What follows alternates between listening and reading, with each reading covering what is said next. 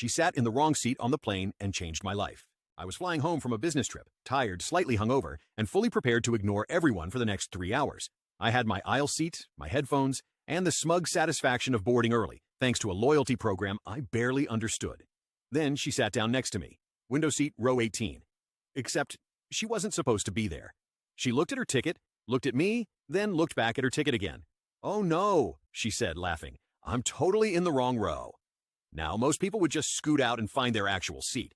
But the flight was getting packed, and she looked genuinely frazzled. So I said, "If no one shows up, you're welcome to stay. It's good luck sitting next to me."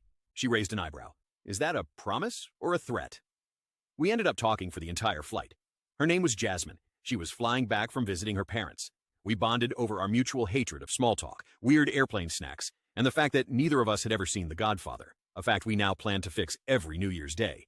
At some point mid-flight, the guy who was supposed to be in her seat showed up late, looked at us, and just shrugged. "You two look like you're good," he said, and sat somewhere else. When we landed, I asked if she wanted to grab coffee before we parted ways. She said, "Only if you don't make me watch The Godfather tonight."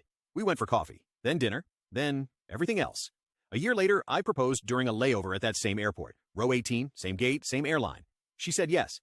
Now, every time we fly together, she sits in the wrong seat, on purpose.